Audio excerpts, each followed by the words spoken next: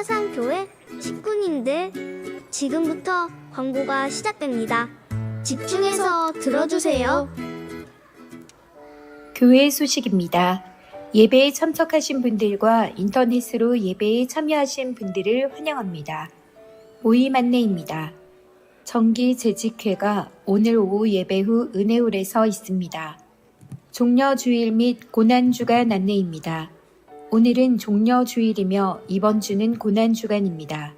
예수님의 십자가 고난과 죽음을 묵상하며 경건한 신앙생활에 힘쓰시고 부활 소망으로 살아가시기 바랍니다. 정사 예배가 4월 7일 금요일 밤 8시에 있으며 성찬식을 가집니다.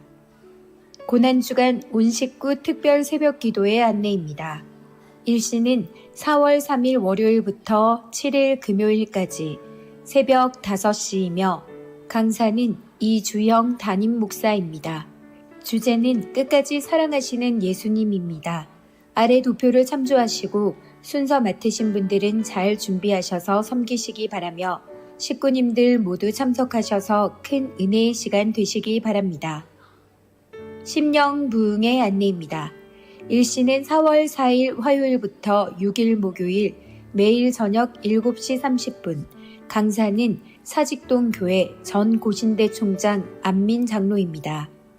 아래 도표를 참조하시고 순서 맡으신 분들은 잘 준비하셔서 섬기시기 바라며 식구님들 모두 참석하셔서 큰 은혜의 시간 되시기 바랍니다. 부활주일 안내입니다. 다음 주일 4월 9일은 부활주일입니다. 부활이요 생명 되신 예수님께 감사와 영광 올려드리시기 바랍니다. 부활주일 오후 예배 후 임마누엘 찬양대 주관으로 부활절 칸타타가 있습니다. 공동의회 안내입니다. 일시는 4월 23일 주일 오전 일부 예배 후부터 오후 예배 후입니다. 안건은 장립집사 5인, 권사 20인 피택입니다. 공동의회를 위해서 기도해 주시기 바랍니다. 교우 소식입니다. 개업 이전 소식입니다. 11-1구역 차정의 집사 사천건강원 덕포시장 내로 이전 개업하였습니다. 군입대 소식입니다. 4일 화요일 1-2구역 김태현 집사 이선희 비집사의 자녀 김성은 청년 군 입대합니다. VIP 새가족을 환영합니다. 지난 주일 등록하신 새가족들입니다. 새가족들을 진심으로 환영해 주시고 위에서 기도해 주시기 바랍니다. 사상교회 식구님들 예배에 집중할 수 있도록 지금 각자의 휴대폰을 점검하셔서 전원을 꺼주시거나 진동으로 설정해 주시기 바랍니다. 이 시간 경건한 마음과 몸가짐으로 하나님께서 기뻐 받으시는 예배되도록 최선을 다하시고 하나님께 드리는 예배와 선포되는 말씀을 통해 큰 은혜 받으시기 바랍니다.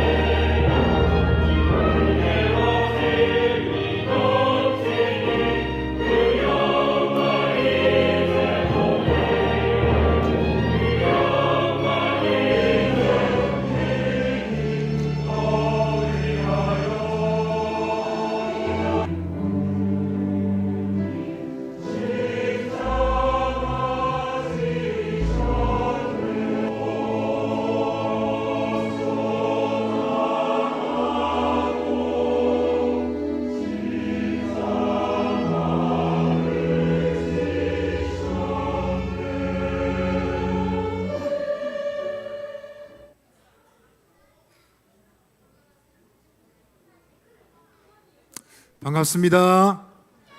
한 주간 잘 지내셨습니까? 오늘 예배 자리에 나오신 모든 분들을 주님의 사랑으로 환영하고요. 또 온라인으로 함께 하시는 우리 교회 식구들에게도 주님의 은혜가 함께 하시기를 바랍니다. 우리 서로 옆에 계신 분 보시고 한번 인사합시다. 참 잘 오셨습니다. 한 번 더 말하겠습니다. 하나님은 우리와 함께 하십니다.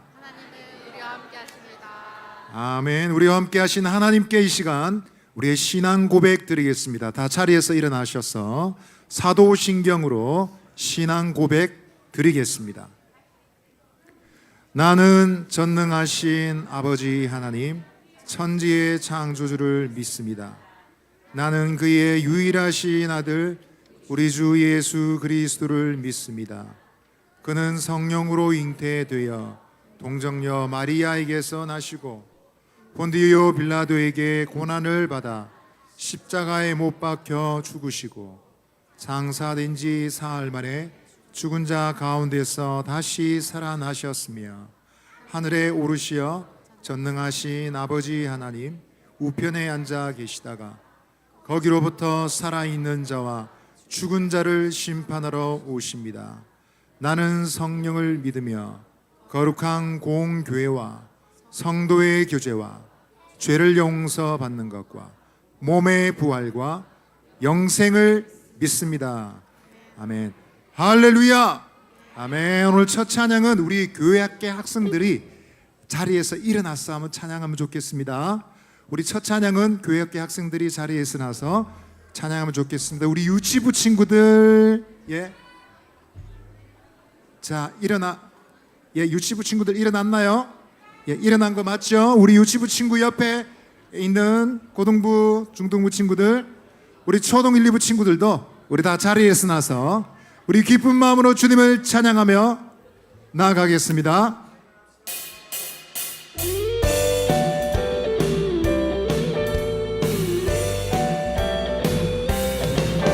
나를 사랑하시는 주님은 나의 기쁨이 세상의 무엇과도 비교할 수 없는 놀라운 사랑 주셨네. 십자가에 죽으신 예수님 나의 생명이 되셨네.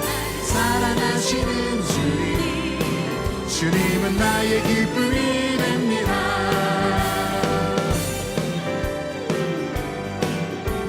나를 사랑하시는 주님은 나의 기쁨이 됩니다. 세상의 무엇과도 비교할 수 없는 놀라운 사랑 주셨네. 십자가에 죽으신 예수님 나의 생명이 되셨네. 사랑하시는 주님은 나의 기쁨이 됩니다. 여러분, 예수님 사랑 믿습니까? 주님의 사랑 믿습니까? 믿으면 큰 소리를 한번 해봅시다. 믿습니까? 아멘. 우리 사랑하셔서 십자가 지신 예수님, 우리 구원하시기 위해 이 땅에 오신 예수님, 우리 온 마음을 다해 찬양합시다. 이번에 찬양할 때는 우리 목소리로 그리고 우리의 몸짓으로 주님을 찬양합시다. 할 수 있나요? 할 수 있나요? 할렐루야. 나를 사랑하시는 주님은 나의 기쁨이 됩니다. 세상의 무엇과도 비교할 수 없는 놀라운 사랑 주셨네. 십자가에 죽으신 예수님 나의 생명이 되셨네. 사랑하시는 주님은 나의 기쁨이 됩니다. 십자가에 죽으신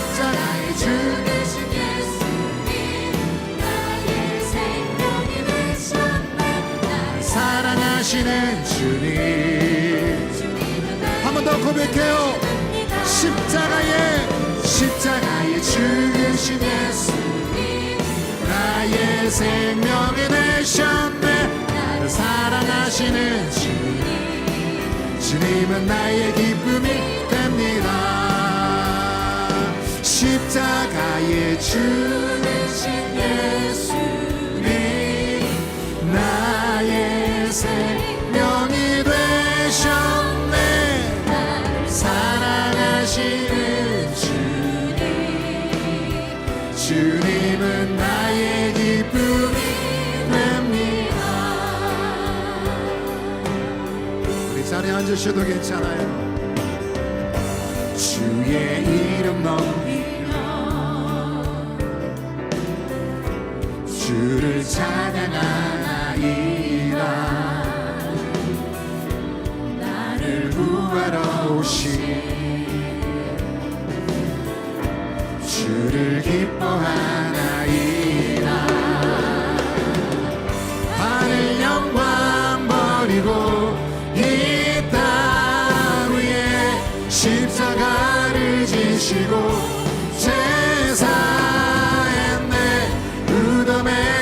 일어나 하늘로 올리셨네.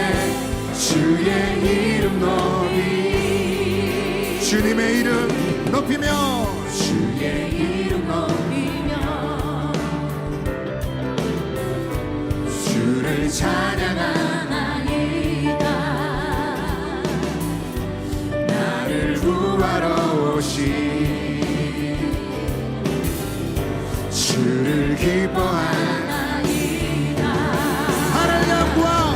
하늘 영광 버리고 이 땅 위에 십자가를 지시고 죄사했네. 무덤에서 일어나 하늘로 올리셨네. 주의 이름 높이 하늘 영광 버리고 하늘 영광 버리고 이 땅 위에 십자가를 지시고 죄사했네. 무덤에서 일어나 하늘로 올리셨네. 주의 이름 높이리. 영광에 주님 찬양하세. 모든 영광 능력 찬송 예수님께.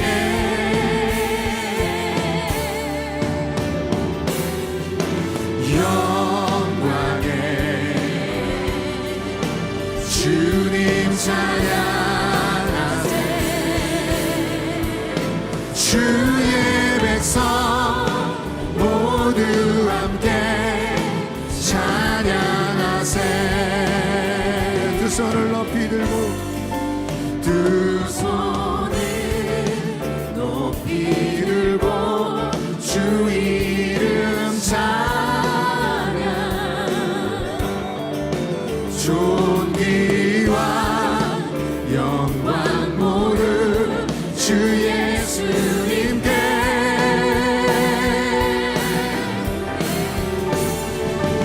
영광에 주님 찬양하세.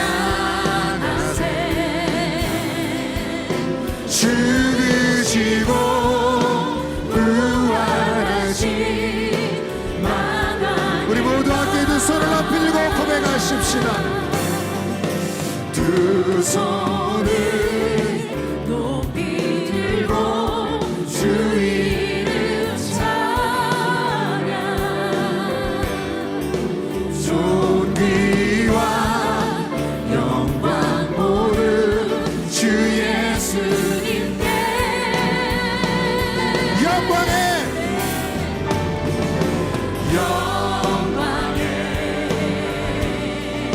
주님 찬양하세.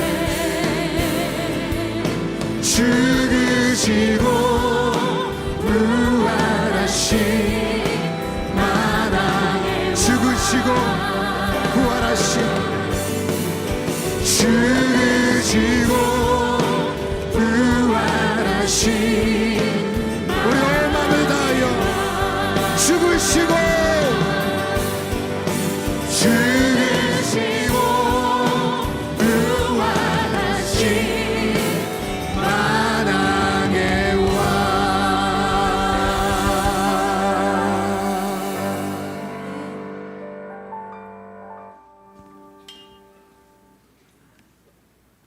하나님 아버지, 오늘도 하나님께서 예비하신 예배에 참석하게 하시니 감사드립니다.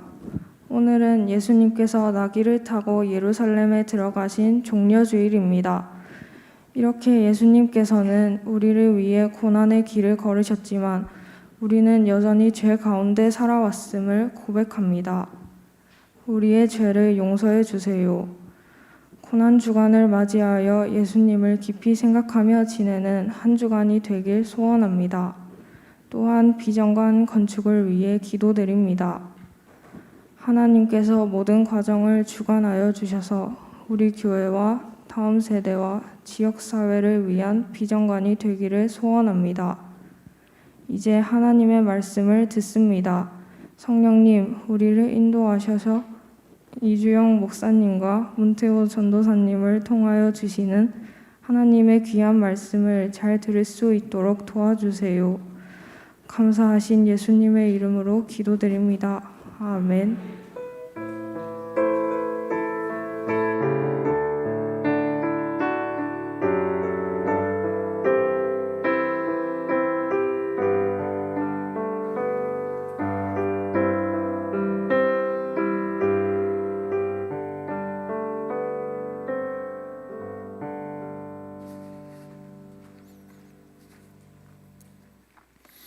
예, 드려진 헌금 하나님께 올려드리도록 하겠습니다. 다 손 모으고 함께 기도합니다. 우리를 변함없이 사랑하시는 우리 하나님 아버지, 지난 한 주간 베풀어 주신 은혜 감사드립니다. 밖에는 참 봄꽃이 많이 펴서 참 아름다운 세상을 이렇게 만들어 주신 우리 하나님께 감사드립니다. 이 시간 우리의 마음을 담아서 헌금합니다. 이 헌금이 주의 나라와 의에 힘있게 사용될 수 있도록 역사하여 주시옵소서. 우리 식구들 하늘의 신령한 복과 땅의 기름진 것으로 넘치게 하여 주옵시고, 성령의 감동으로 하늘의 기쁨과 평안을 얻게 하여 주시옵소서.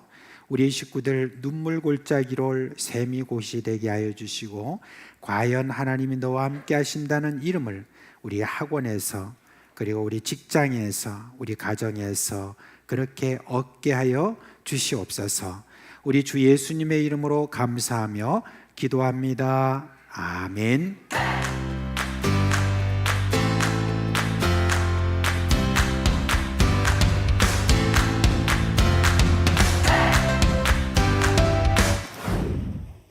여러분 반갑습니다. 우리 한 번 더 큰 목소리로 인사할까요? 우리 친구들을 바라보면서 여러분 반갑습니다. 반갑습니다. 네, 오늘 이 자리 가운데 나오신 여러분들 주님의 이름으로 환영합니다. 오늘도 하나님께서 주신 우리 말씀 함께 받도록 하겠습니다. 하나님 말씀 열왕기상 17장 24절의 말씀입니다. 우리 친구들 큰 목소리로 읽어 준비되었나요? 별로 안 된 것 같은데요. 읽어 준비됐나요? 네, 한번 크게 큰 목소리로 한번 읽어보도록 하겠습니다. 준비 시작. 여인이 엘리야에게 이르되 내가 이제야 당신은 하나님의 사람이시요 당신의 입에 있는 여호와의 말씀이 신실한 줄 아노라 하니라. 열왕기상 17장 24절의 말씀을 가지고 우리 함께 말씀을 나누고자 합니다. 여러분, 전도사님이 우리 친구들에게 질문을 한 가지 해보겠습니다. 여러분들이 만약에 무엇인가를 무제한으로 제한 없이 복사할 수 있다면 어떤 거를 복사하겠습니까? 네? 목숨, 또 돈, 또 우리 유치부 친구들도 이야기했는데 뭐 어떤 거요? 모자요? 공룡 잘 안 듣기는데 전사님. 예. 뭐 있을까요? 말해보세요. 프로맥스 나왔네요. 네. 전도사님이 돌아다니면서 유치부 친구들한테 한번 물어봤어요. 유치부 친구들 어떤 거 제한 없이 계속해서 가지고 싶어요 하니까 마이쮸를 그렇게 무제한적으로 제한 없이 가져가서 먹고 싶다고 하더라고요. 그래서 조금 올라갔어요. 우리 초등부 친구들한테 이야기해봤습니다. 어떤 거를 너희들이 무제한으로 제한 없이 가지고 싶어라고 하니까 아이폰, 애플워치, 네, 뭐 여러 가지 등등이 막 나오는 거예요. 이어서 우리 중등부, 고등부 친구들한테 한번 물어봤습니다. 조금 눈이 띄었어요. 아까도 나왔지만 돈을 무제한적으로 복사하고 싶다라고 이야기를 하더라고요. 여러분, 우리 친구들이 이야기한 지금 이 많은 것들이 과연 중요할까요? 중요하지 않기 때문에 전도사님이 이렇게 이야기를 하는 거죠. 오늘 이 말씀 가운데에서 어떤 게 과연 중요한지 한번 살펴봤으면 좋겠습니다. 그러면 넘겨주실까요? 오늘 이 말씀 본문에는 한 명의 선지자가 나옵니다. 그 선지자의 이름은 바로 L로 시작하는데요. 누굴까요? 에스겔 아니에요. 고마워요. 엘리야 선지자가 나옵니다. 이 엘리야 선지자는 북이스라엘을 통치했던 아합 왕의 당시에 하나님께서 보냈던 그 특별한 선지자였습니다. 그런데 이 엘리야가 하나님의 말씀을 가지고 그 왕에게 이렇게 이야기를 합니다. 여호와의 살아계심을 두고 내가 말을 하노니 내가 말하기 그 전에는 이 땅에 비와 이슬이 절대로 맺히지 아니하니라라고 이야기를 하게 됩니다. 왜 하나님께서 이렇게 말을 했을까요? 왜 재앙을 주셨을까요? 왜냐하면 이 아합 왕이 자신의 아내 이셀벨과 함께 그 바알을 숭배했기 때문입니다. 그래서 하나님께서는 엘리야를 보내서 하나님의 심판의 메시지를 전하게 되었죠. 그런데 그 이후에 하나님께서는 이 엘리야를 보호하기 위해서 이 동편에 있는 이 그리시네가로 하나님께서 그를 숨기십니다. 그리고 까마귀를 통해서 맛있는 것을 먹이시고 또 그리시네가의 물을 또 먹이게 하시면서 이 엘리야의 생명을 보존시켰죠. 그런데 가뭄이 오랜 시간 동안 지속되었기 때문에 이 그리시네가의 물도 말라버려서 이제는 엘리야까지도 마실 물이 없게 되었습니다. 그래서 하나님께서는 이 엘리야에게 시돈 땅에 있는 사르밧이라는 동네로 이 엘리야를 보내게 됩니다. 여기 주실까요? 거기서 한 가부를 엘리야는 만나게 되죠. 그때에 이 엘리야가 이 여인에게 어떻게 하고 있는 것 같아요? 나무를 달라고 하는 게 아니고 하나님께서 말씀하신 그대로 저 여인에게 먹을 것을 달라고 이야기를 합니다. 그러자 이 여인은 당장에 땅이 가물었기 때문에 먹을 것이 없어서 이 나뭇가지를 주워다가 한 움큼 남은 이 가루와 병에 조금 남은 이 기름을 가지고 음식을 만들어 먹고 사실은 목숨을 끊으려고 했던 것이죠. 그런데 엘리야는 이 여인에게 이렇게 이야기합니다. 나를 위해서 먹을 것을 가져오고 그리고 너의 아들을 위해서 먹을 것을 만들어라. 그리고 이 엘리야는 하나님의 말씀으로 이야기를 합니다. 이제 너희 집에 있는 이 병에 그리고 이 가루와 이 기름은 절대 마르지 않을 것이라고 이 하나님의 말씀을 엘리야가 전하자 어떻게 됐을까요? 조금 남았던 그 한 줌의 가루 그리고 조금 남았던 그 병의 기름이 없어졌을까요? 아니면 많아졌을까요? 계속해서 그 땅의 가뭄이 그치기 전까지 계속해서 넘치게 되었습니다. 그런데 한 사건이 생깁니다. 이 여인, 이 가부의 사랑하는 아들이 지금 어떻게 하고 있을까요? 죽었어요. 그러자 이 여인이 너무 원망스러워하면서 엘리야에게 어찌하여 하나님의 사람이여 당신이 나를 만나게 하셔서 어찌 나의 죄를 생각나게 하시고 내 아들의 목숨까지도 이렇게 빼앗아 버렸습니까? 라고 이야기를 합니다. 그런데 이 엘리야가 이 아이를 들쳐업고 자신이 잤던 그 다락으로 올라가서 그 아이의 몸 위에 올라가 3번이나 몸을 굽혀 기도하며 하나님이여 이 아이의 영혼을 다시금 돌려보내 주시옵소서 라고 기도하게 됩니다. 그 기도가 어떻게 됐을까요? 이루어졌습니다. 그러자 이 사르밧 가부가 오늘 우리가 읽었던 이 본문 말씀대로 고백합니다. 말씀 띄워주실까요? 우리 큰 목소리로 한 번 더 읽어보겠습니다. 준비 시작. 여인이 엘리야에게 이르되 내가 이제야 당신은 하나님의 사람이시요 당신의 입에 있는 여호와의 말씀이 진실한 줄 아노라 하니라. 아멘. 이 가부가 이 고백을 하게 됩니다. 사랑하는 사장 식구 여러분, 이 가부의 고백이 정말 신기합니다. 이 가부가 기적을 먼저 경험했죠. 자신이 가지고 있었던 한 움큼의 가루와 그리고 조금 남아있던 그 병의 기름이 끊어지지 않고 많이 나왔을 때는 우리가 방금 읽었던 이 성경 말씀의 고백을 하지 않습니다. 그런데 자신의 아들이 살아났을 때에 자신의 아들이 죽음에서 살아났을 때는 아까 읽었던 이 본문의 말씀대로 고백을 하게 되는 거죠. 우리는 이것을 통해서 알 수 있습니다. 여러분, 말주가 중요한 게 아니고요. 에어팟과 애플워치와 아이폰 프로가 중요한 게 아니고요. 돈이 중요한 게 아니고요. 그 생명의 말씀, 하나님께서 우리에게 주신 그 생명의 말씀이 가장 중요하다는 것을 믿으시길 바랍니다. 이 사르밧 가부의 여인의 고백처럼 자신의 그 아들이 살아났을 때에 자신이 가지고 있었던 그 한 줌의 가루와 조금 남아있던 그 병의 기름이 끊어지지 않고 많이 생겼을 때 기뻐했던 것이 아니라 오늘 이 시간에 이 자리에서 하나님께서 주시는 그 말씀, 그 생명의 말씀을 받고 누릴 때에 우리의 영원한 기쁨과 즐거움이 되기를 원합니다. 그 기쁨을 누리시는 우리 사상 식구 여러분들이 되시기를 바랍니다. 감사합니다.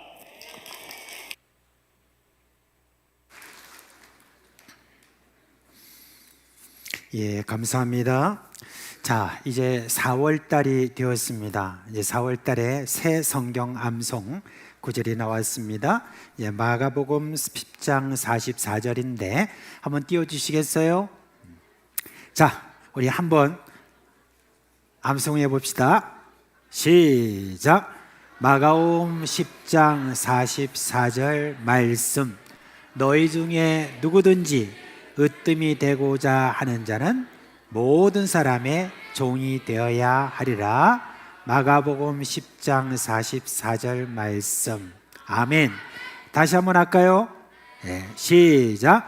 마가복음 10장 44절 말씀. 너희 중에 누구든지 으뜸이 되고자 하는 자는 모든 사람의 종이 되어야 하리라. 마가복음 10장 44절 말씀. 아멘. 자, 유치부, 초등 1, 2부 자리에서 일어나세요. 우리 유치부와 초등 1, 2부가 점점 이렇게 많아지기도 하고 또 계속해서 여러분들 키가 자라는 모습을 보니까 얼마나 감사한지 몰라요. 하나님께서 여러분을 이렇게 축복해 주시는 것 하나님의 은혜인 줄 알고 다 같이 손을 모으고 하나님이 주신 축복 받읍시다. 우리 주 예수 그리스도의 은혜와 하나님 아버지의 그 크신 사랑과 성령의 우리 가운데 계시면서 일으키시는 생명의 역사가 우리를 다시 살게 하시는 그 놀라운 은혜에 감사하는 우리 어린 식구들 머리에 영원토록 함께 있을지어다. 아멘. 우리 사랑하는 자녀들 퇴장할 때 축복하며 보내도록 하겠습니다.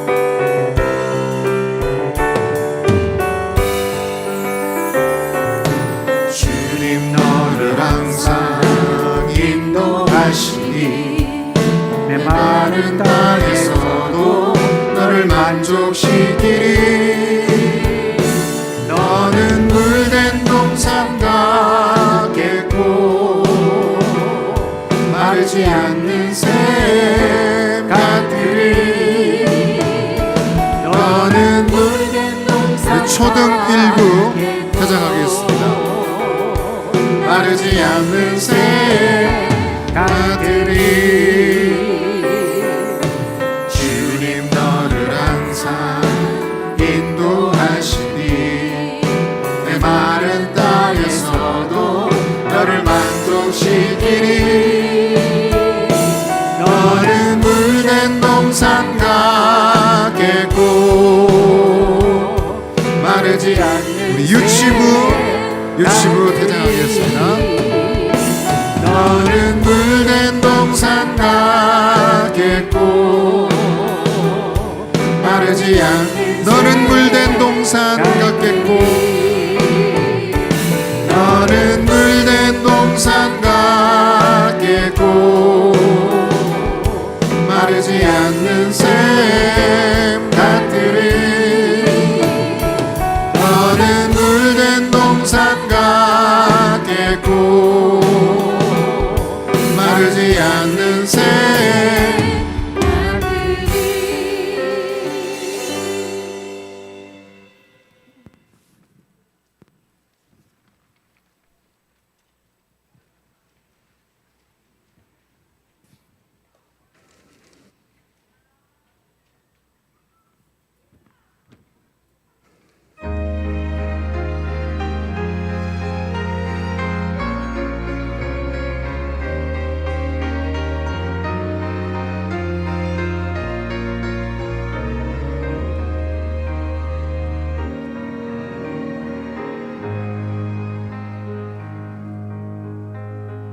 길 위에 종려나무 가지와 화려한 꽃송이들을 뿌리면서 주님을 모두 나와 맞으라. 눈물을 씻어주는 주님은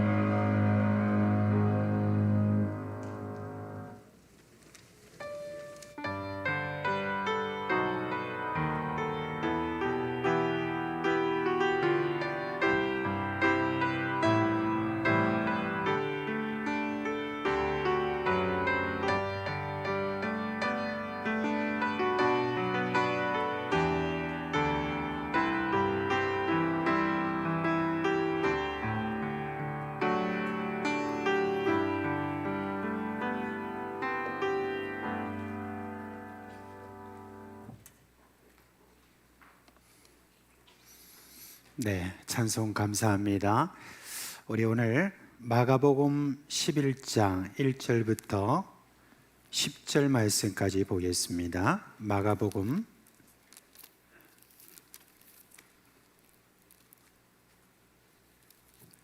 11장 1절로 10절 말씀까지 우리 한 목소리로 읽도록 하겠습니다.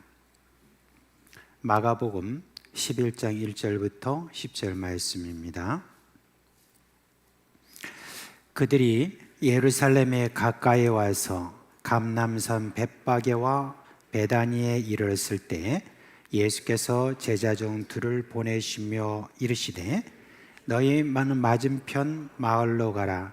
그리로 들어가면 곧 아직 아무도 타보지 않은 나귀 새끼가 매여 있는 것을 보리니 풀어 끌고 오라. 만일 누가 너에게 왜 이렇게 하느냐 묻거든 주가 쓰시겠다 하라. 그리하면 즉시 이리로 보내리라 하시니 제자들이 가서 본즉 나귀 새끼가 문 앞 거리에 매여 있는지라. 그것을 푸니 거기 서 있는 사람 중 어떤 이들이 이르되 나귀 새끼를 풀어 무엇하려느냐 하매 제자들이 예수께서 이르신 대로 말한데 이에 허락하는지라. 나귀 새끼를 예수께로 끌고 와서 자기들의 겉옷을 그 위에 얹어 놓음에 예수께서 타시니 많은 사람들은 자기들의 겉옷을 또 다른 이들은 들에서 벤 나무가지를 길에 펴며 앞에서 가고 뒤에서 따르는 자들이 소리 지르되 호산나 찬송하리로다. 주의 이름으로 오시는 이여 찬송하리로다. 오는 우리 조상 다윗의 나라여 가장 높은 곳에서 호산나 하더라. 아멘. 오늘은 교회역으로 말하면 종려주일입니다. 종려주일이라고 이렇게 말하는 이유는 예수님께서 예루살렘 성으로 공식적으로 이제 들어가실 때 그때 많은 군중들이 나와서 자기들의 겉옷을 거기에 땅에 길에 깔고 그리고 종려나무 가지를 흔들면서 호산나 하면서 예수님을 맞이한 바로 그것을 기념해서 이렇게 종려주일이다라고 그렇게 이야기를 합니다. 우리가 표면상으로 보면 굉장한 환영식 같은 그런 모습이라서 그래서 많은 사람들이 그렇게 말합니다. 예루살렘 입성 그렇게 이제 이야기를 합니다. 그런데 본문의 내용을 우리가 좀 자세히 보면 입성이라고 하는 그런 거창한 용어를 쓰기에는 어떤지 조금 어색한 것을 우리가 볼 수가 있습니다. 여러분 입성 이거는 어떤 때 입성이라고 그렇게 이야기를 하죠? 보통 전쟁에서 승리한 그런 측에서 성을 점령하고 그리고 그 성을 점령하는 공식적인 행사를 치를 때 그때 그걸 입성이다라고 그렇게 말합니다. 전쟁에서 승리한 그런 장군이 멋있는 군복을 차려입고 백마를 타고 주변에 이렇게 호위하는 군사들과 함께 성으로 들어갑니다. 그러면 그 전쟁에서 패배한 장수와 군인들 그 안에 있는 모든 백성들은 길거리로 쭉 늘어서 가지고 엎드려서 그 무리를 맞이하는 그런 장면입니다. 때로는 길에 붉은 카펫을 깔기도 합니다. 그런데 그에 비해서 예수님의 입성이라고 하는 것은 입성이라는 말 자체가 무색할 정도로 사실은 초라했습니다. 한번 보세요. 예수님이 무엇을 타고 예루살렘 성으로 들어오셨느냐? 이 말씀에 보니까 여러 성경을 이렇게 살펴봐도 나귀 새끼를 타고 들어오셨다 그랬습니다.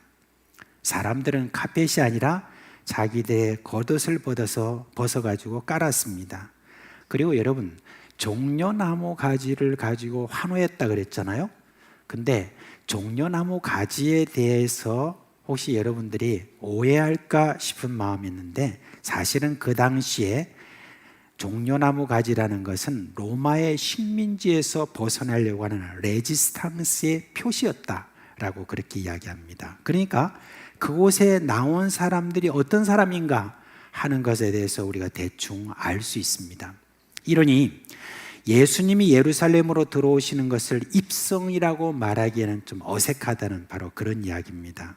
게다가 예수님은 예루살렘 성으로 들어가시는 이유를 제자들에게 분명히 말씀을 하셨죠. 지난주에 여러분께 말씀드렸던 바와 같이 마태복음 16장 21절 그 말씀에 보면 이렇게 나와 있죠. 이때로부터 예수 그리스도께서 자기가 예루살렘에 올라가 장로들과 대제사장들과 서기관들에게 많은 고난을 받고 죽임을 당하고 제3일에 살아날 것을 제자들에게 비로소 나타내시니, 예루살렘에 올라가시는 이유가 무엇이냐? 고난을 당하고 지금 죽임을 당하는 예수님이 지금 예루살렘으로 가시는 이유가 바로 뭡니까? 죽으러 가시는 바로 그겁니다. 그러니까 예수님이 예루살렘 성으로 들어가실 때 우리가 주목해야 되는 것은 사실 종려주일이라는 여기에 꽉 막혀가지고 그냥 종려나무를 들고 호산나 찬송하는 그런 군중들의 그런 모습에 우리가 주목할 것이 아니라는 겁니다. 사실 우리가 주목해야 될 것은 뭡니까? 나귀 새끼를 지금 타고 들어가시는 바로 그 예수님이라는 것입니다. 여러분, 나귀 새끼, 혹시 나귀를 여러분 보신 적이 있으세요? 여기서 나귀 보신 분들 손 들어보세요. 우리나라에 참 많이 없죠. 아, 저기 계시네, 우리 충동부. 어휴, 시골에서 자라셨나?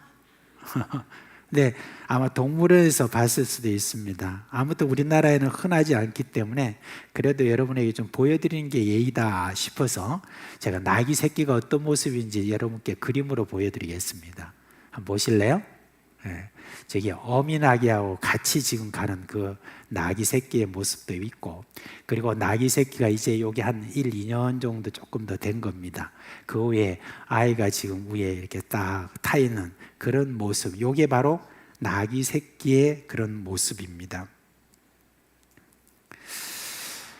그것도 이 나귀 새끼는 한 번도 사람이 타보지 않은 그런 나귀 새끼라고 했습니다. 보통 그 위에 안장을 걸치지 않은, 그래서 한 번도 사람이 타보지 않은 그런 나귀 새끼, 그렇게 이야기합니다. 근데 한번 생각해 보십시오. 예수님의 몸무게가 제가 얼마나 되는지 잘 모르겠습니다. 그렇지만 예수님은 어른이시잖아요, 그죠? 그래서 어른이 지금 나귀 새끼, 그것도 사람이 한 번도 타보지 못한 바로 그 위에 타셨다. 그리고 예루살렘 성으로 들어가고 계신다 하는 그 모습을 여러분이 한번 생각해 보십시오. 예루살렘 입성, 그렇게 말하기에는 좀 우스꽝스러운 그런 모습으로 우리가 볼 수가 있습니다. 한번 생각해 보세요. 당시 예수님 정도의 유명세라고 하면 결코 그럴 수가 없습니다. 적어도 말을 타시든지 아니면 어미 나귀를 타시든지 해야 될 것 아닌가요? 이제 예수님이 제자들에게 아랫마을에 가가지고 저기 있는 매여 있는 나귀 새끼를 데려오라고 했을 때 제자들이 혹시 이런 생각하지 않았을까요? 뭐 이렇게 왜 나귀 새끼를 데려오라고 하시는가 하는 그런 생각하면서 나귀 새끼 위에 뭐 타시려고 하는 건가?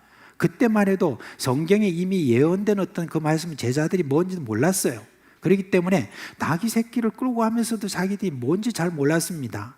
그런데 예수님께서 가지고 오니까 그 위에다가 이렇게 안장을 깔라 했는데 안장을 깔 게 있나요? 그러니까 겉옷을 그 위에다 떡 걸쳤습니다. 아니나 다를까 예수님께서 그 위에 덕 걸터 앉으시는 겁니다. 그리고 예루살렘으로 가자 하고 예루살렘으로 지금 올라가시는 겁니다.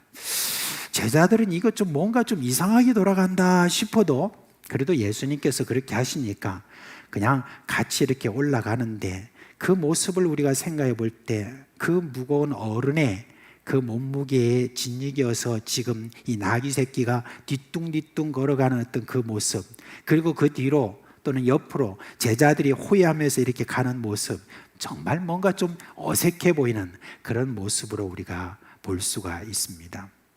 자, 그런 상황에서 제자들이 과연 예수님을 따르면서 뭐 폼을 딱 잡고 그렇게 여러분 갈 수나 있었겠습니까?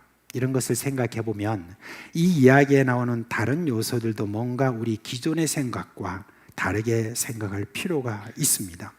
자, 백성들이 예수님을 맞이하면서 뭐라고 했느냐? 호산나 다윗의 이름으로 오시는 왕이요라고 그랬습니다. 여러분, 호산나는 무슨 말인 줄 아십니까? 우리를 구원하소서라고 하는 그런 뜻입니다. 그런데 지금 백성들이 말하는 이 우리를 구원하소서라고 하는 구원이라는 말과 예수님이 생각하고 있는 이 구원이라고 하는 엄연히 크게 차이가 여러분 있다는 것을 아셔야 됩니다. 이들이 왜 호산나라고 예수님을 향하여서 말했을까요? 그거는 그 뒤에 나오는 그 말을 통해서 우리가 알 수 있습니다. 다윗의 이름으로 오시는 왕이여 라고 그렇게 이야기를 했습니다. 이는 이스라엘 백성들이 기다리던 메시아가 누군지를 지금 여기에 말하고 있는 겁니다. 다윗이 통치할 때 이스라엘은 그야말로 영광의 관을 쓴 날들이었습니다. 주변 나라들은 예루살렘에 매년 조공을 가져왔고 그 조공을 가져오고 있는 그런 자들은 아주 조심스럽게 머리를 조아리고 그 성으로 들어오는 모습을 다 보았습니다. 지금 자기들이 기대하는 예수님은 바로 그 다윗이에요. 망해버린 이 이스라엘을 다윗의 때로 돌릴 그 메시아로 예수님을 맞이하는 겁니다. 예수님이 지금 나귀 새끼를 타든 말을 타든 그들에겐 별로 의미가 별로 없었던 것 같아요. 그냥 예수님이 하신 일들을 지금까지 한 것을 보면 분명히 자기들이 생각하는 메시아였기 때문에 그런 것입니다. 예수님이 갈릴리에서 한참 사역을 하실 때 한 번은 이런 일이 있었습니다. 초막절이라는 그런 명절이 이제 다가오자 예수님의 동생들이 예수님께 이렇게 말합니다. 그 형제들이 예수께 이르되 당신이 행하는 일을 제자들도 보게 여기를 떠나 유대로 가소서. 스스로 나타나기를 구하면서 묻혀서 일하는 사람이 없나니 이 일을 행하려 하거든 자신을 세상에 나타내소서라고 이렇게 했습니다. 여러분, 이 말이 무슨 말입니까? 형님 같은 분이 이런 시골 구석에서 맨날 별 볼 일 없는 사람들하고 왔다 갔다 그렇게 하지 마시고 이제 예루살렘 수도로 올라가세요. 거기서 한번 이름 한번 떨쳐보세요. 거기들도 당신을 기다리고 있는 제자들이 많이 있습니다 라고 그렇게 이야기한 것입니다. 근데 예수님이 여기에 대해서 뭐라고 대답하셨냐면 아직 내 때가 아니다 그렇게 이야기했습니다. 내 때가 아니다. 이 말을 들었던 이 동생들과 제자들은 뭘 생각했겠습니까? 아, 뭔가 때가 있겠구나. 그 때가 되면은 우리도 예루살렘에 올라가서 뭔가 일을 벌이겠구나. 그렇게 생각을 했었는데 드디어 예수님께서 어느 날 이제 예루살렘으로 올라가자 그렇게 한 거예요. 그러니까 그 말을 들었던 사람, 이 제자들이 어떻게 생각했겠습니까? 동생들이 이야 드디어 때가 왔구나. 이제 예루살렘으로 올라가는구나. 예루살렘에 올라가서 뭔가 일을 벌이겠구나 라고 그렇게 했었습니다. 그런데 그 예수님이 폼나게 입성하지 않으시고 그냥 거기에 나귀 새끼를 타고 예루살렘 성으로 들어가시니 이게 뭔가 싶었을 것입니다. 그래도 우리가 제자들이나 군중들의 그 마음을 이해하려고 한다면 이렇게 생각할 수 있습니다. 나귀 새끼를 타고 예루살렘으로 오시는 예수님을 그들은 어떻게 해석했을까요? 모르긴 몰라도 곧 다가올 세상을 바라보며 기대하는 마음으로 그 모든 어색함을 극복할 수 있겠다 싶었습니다. 지금은 나귀 새끼지만 나중에는 온 세상을 정복하여 예루살렘 성으로 100마리를 이끌고 개선식을 할 것이라는 기대를 가지고 예수님에게 존경을 표했을 것입니다. 저 낮은 나귀 새끼의 등에 앉으신 예수님은 곧 높은 자리에 옮겨 앉으실 것이라는 그 기대가 이 어색한 입성의식을 아주 좋은 쪽으로 승화시킬 수 있었다는 바로 그런 이야기입니다. 그러니까 겉옷이 무슨 대수겠습니까? 할 수 있으면 다른 많은 것들을 그렇게 투자해서라도 그 예수님을 맞이하는 것이 맞지 않겠나라고 그렇게 생각했을 것입니다. 특별히 예수님을 직접 따르던 이 제자들은 아무리 어색한 그러한 어떤 환경이 저들에게 보인다 할지라도 저들이 가지고 있는 그 기대, 이 메시아가 앞으로 왕으로 이제 올라가시는 그런 기대를 가지고 저들은 나름대로 그 모든 어색한 광경에 대해서 그대로 받아들였을 것으로 보입니다. 여러분, 이제 이 예수님께서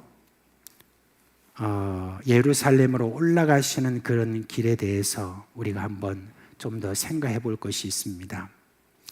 예루살렘이라고 하는 곳은 높은 곳에 세워진 도시예요.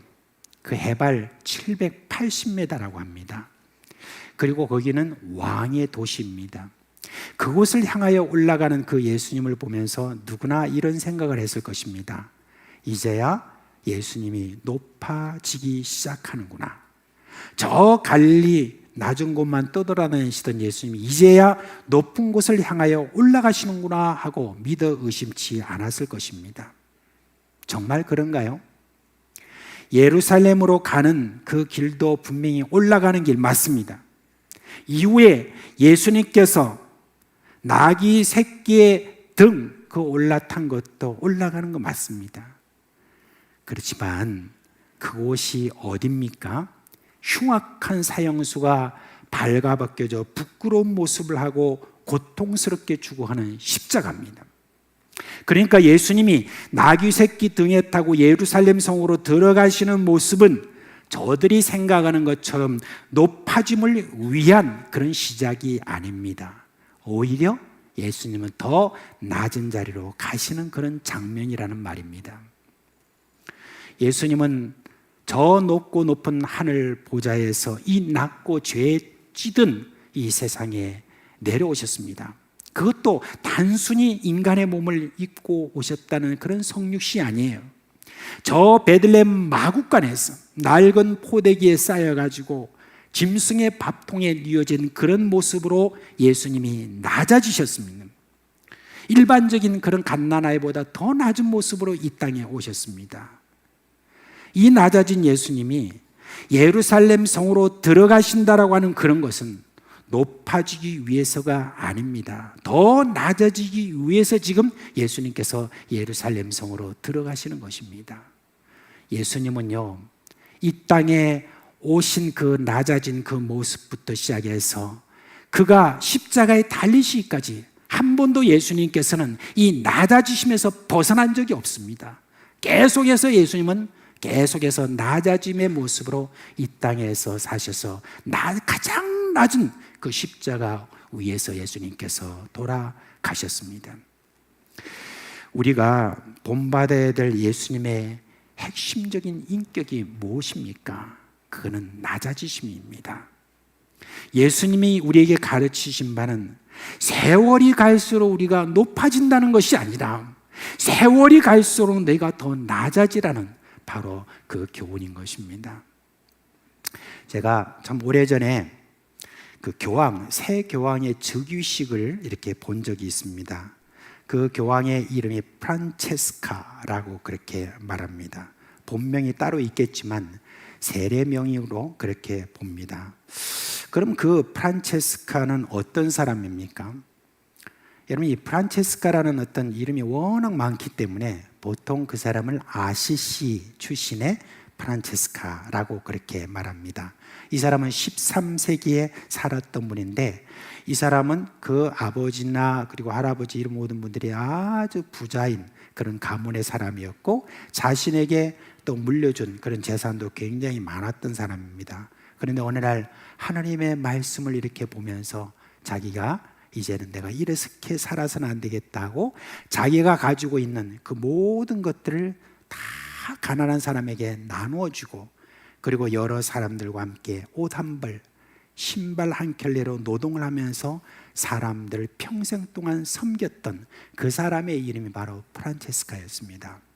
저는 교황의 생활 반경에 대해서는 모두 알지 못합니다. 그러나 그가 지금 쓰고 입고 먹고 하는 이 모든 것들이 과연 프란체스카의 삶과 어떻게 비교를 할 수 있을까요? 그 화려한 복장부터 좀 고치고 화려한 궁전의 모든 기구들을 가난하게 바꾸는 게 오히려 프란체스카와 어울리지 않을까요? 그러면 그런 모습이 우리 개신교에는 없나요? 그런 비성경적인 것에서 벗어나자라고 했던 우리 개신교는 지금 어떤 모습인가요? 교황에 비해서 결코 뒤지지 않죠. 대형교회 목사가 되면 기업처의 회장님이 누리는 혜택을 받고 있는 그런 모습을 우리가 보고 있습니다. 사탄이 세상에 뿌려놓은 세속적인 그 사고를 왜 그리스도인들이 아무 의심 없이 받아들이고 있는 겁니까? 자꾸 높아지려는 거예요. 예수를 잘 믿으면 높아진다고 말합니다. 이거는 정말 망발에 불과한 것입니다. 벌써 20년은 더 된 것 같습니다. 서울의 대형교회 복지관장으로 부임했던 동기 목사님이 잠시 제가 한국에 들렀을 때 그때 저에게 들려준 이야기고 저에게 상담한다면서 이야기를 했습니다. 이분이 부산에서 참 어렵게 그런 사역을 이렇게 하고 있었는데 이제 서울에 있는 그 대형교회 복지관장으로 그렇게 간다 그러니까 참 어렵게 살고 있던 여러 그런 형제 자매들이 돈을 다 이렇게 모아서 서울에 올라가면 기죽지 말라고 그러면서 파크랜드 그 양복을 동복, 하복을 이렇게 맞춰가지고 주었습니다. 그래서 이제 정말 그동안에 한 번도 이런 걸 보지 못했던 이 목사님이 그것을 이제 가지고 서울 올라갔습니다. 그래서 서울에 올라가서 그곳에서 이제 첫 설교를 이렇게 탁 하게 된 거예요. 첫 설교를 다 마치고 났는데 그 다음 월요일 날 아침에 어느 권사님이 전화를 하더랍니다.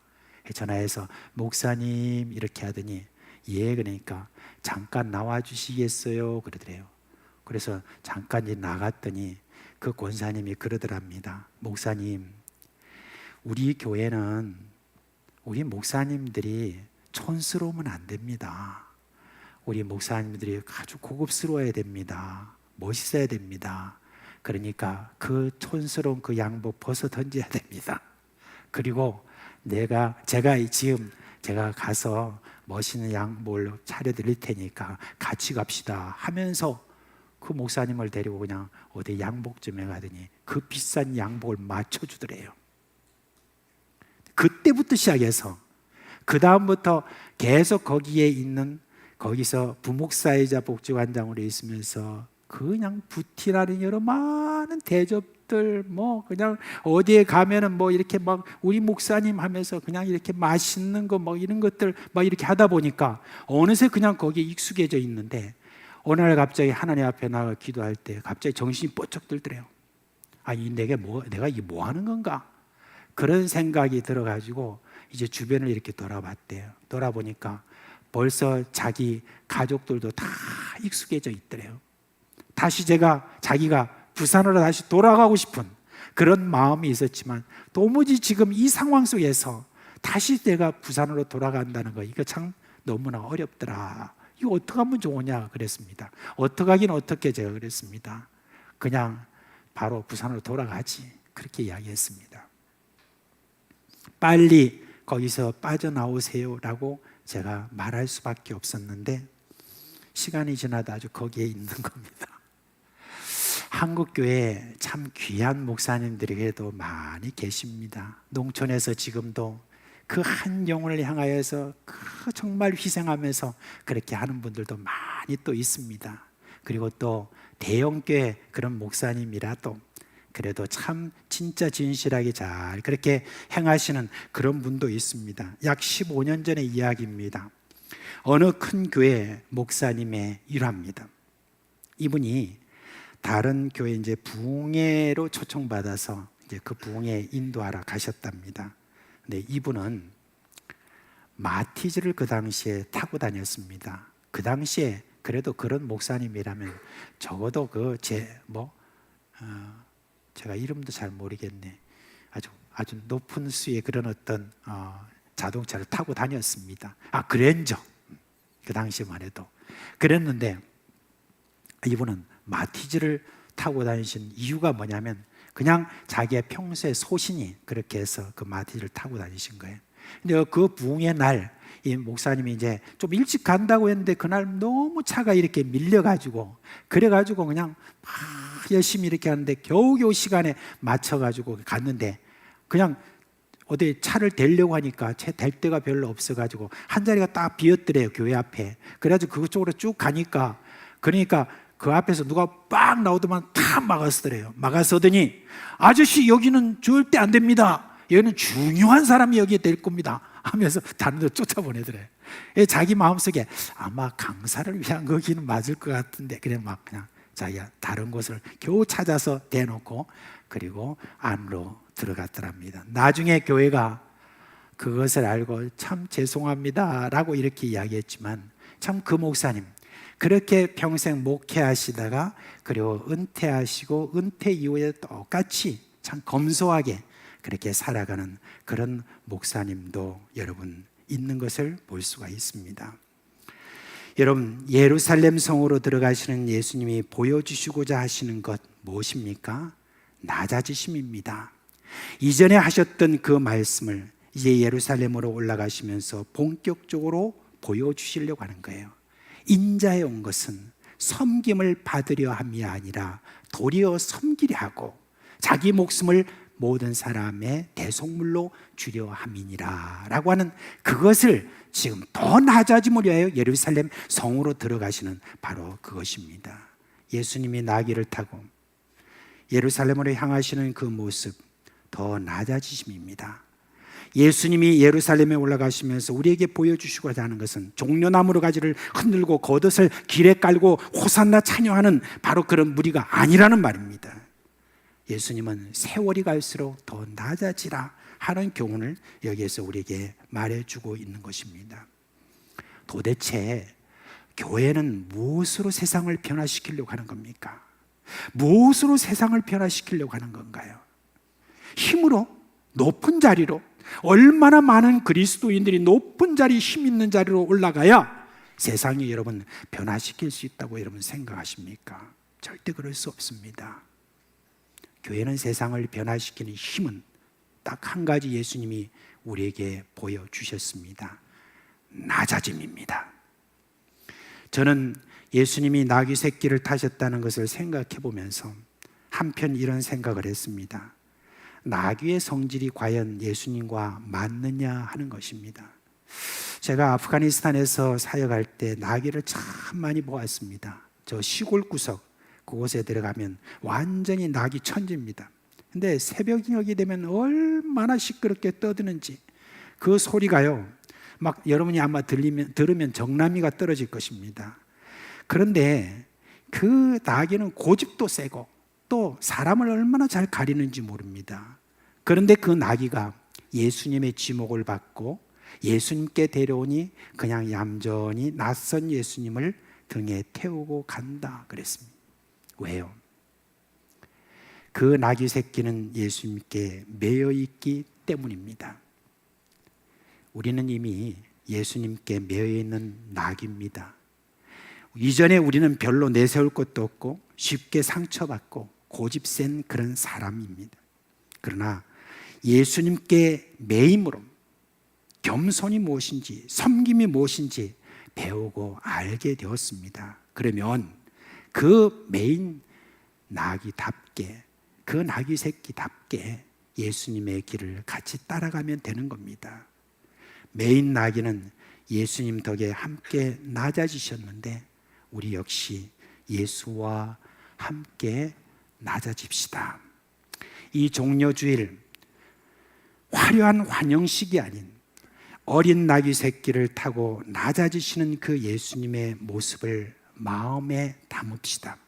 그리하여서 세월이 갈수록 낮아짐의 도를 익혀서 세상을 변화시키는 저와 여러분 되시기를 주님의 이름으로 축원합니다.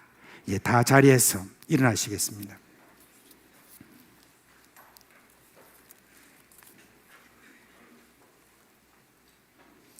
찬송가 455장 함께 부르겠습니다.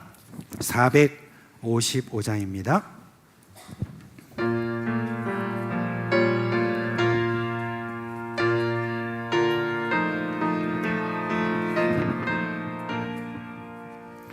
주님의 마음을 본받는 자, 그 마음에 평강이 찾아오니 험악한 세상을 이기니 하늘로부터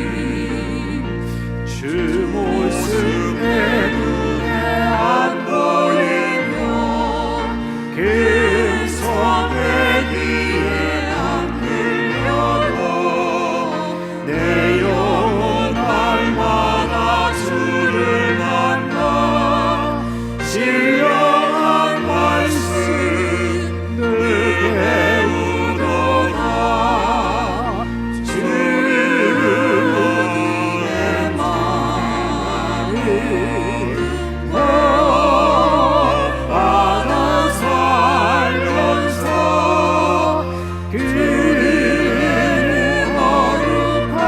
거룩하시 나도 이루리 하늘 그 거칠고 험하여도 내 맘에 불평이 없어지는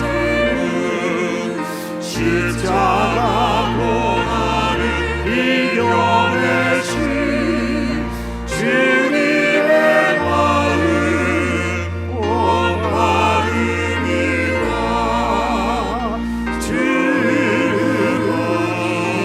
마음 온 바다 살면서 그는 거룩하시 나도 이루리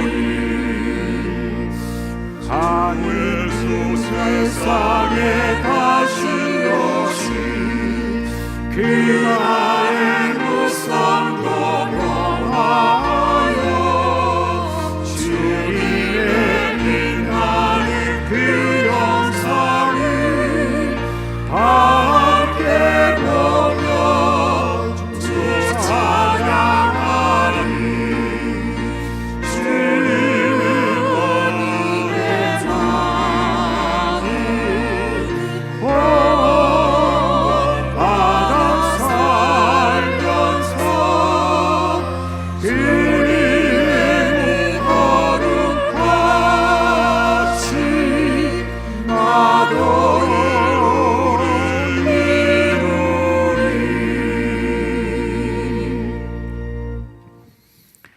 우리 주 예수 그리스도의 은혜와 하나님 아버지의 크신 사랑과 성령의 우리 가운데서 계시면서 일으키시는 그 생명의 놀라운 역사가 오늘도 주님의 마음을 본받아 살기를 원하는 사랑하는 식구들의 머리 위에와 그 가정과 생업 위에 영원토록 함께 있을지어다.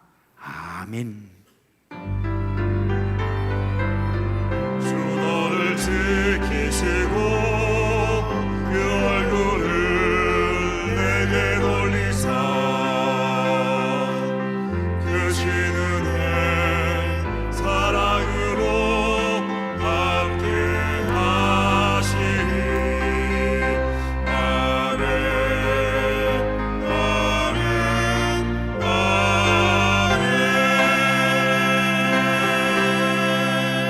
아멘. 예, 잠시 자리에 앉아 주시죠.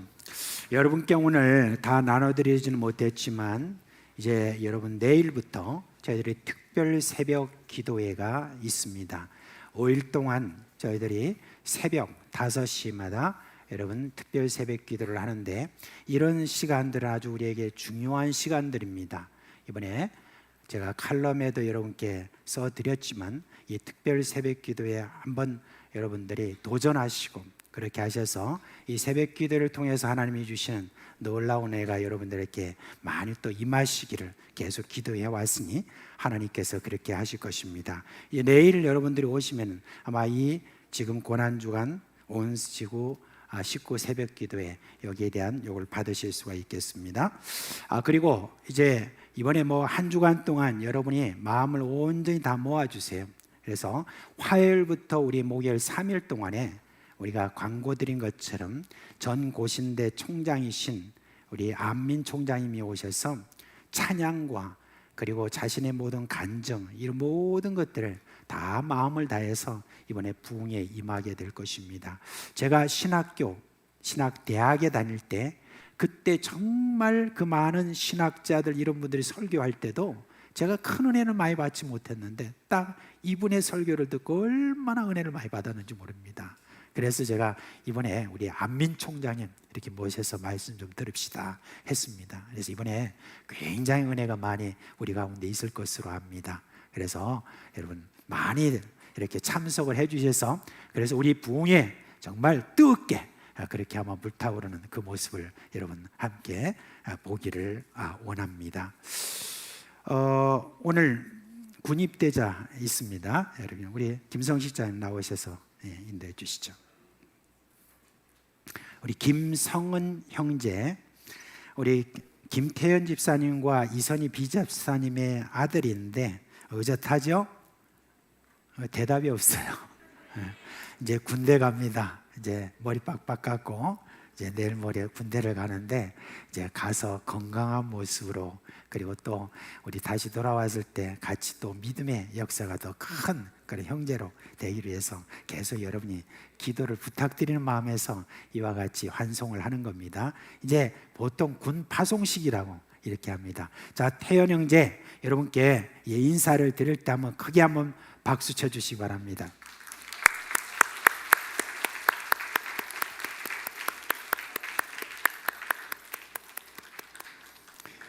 자, 우리 한번 기도 한번 합시다. 하나님 아버지, 우리 성은 형제, 우리 하나님의 놀라운 은혜 가운데서 이렇게 크게 해주시고 또 건강한 몸으로 군대에 입대하게 되었습니다. 이제 그곳에 가서 1년 반 이상을 이제 그곳에서 참 군 생활을 하는데 하나님 그 모든 생활 속에서 주님 지켜주시고 어려운 일 당하지 않도록 하여 주시고 주변에 좋은 동료들 만나서 참 그들과 함께 신앙생활 잘 이어갈 수 있도록 은혜 베풀어 주시기를 간절히 바라옵고 기도합니다. 우리 주 예수 그리스도의 이름으로 기도합니다. 아멘. 수고하십시오.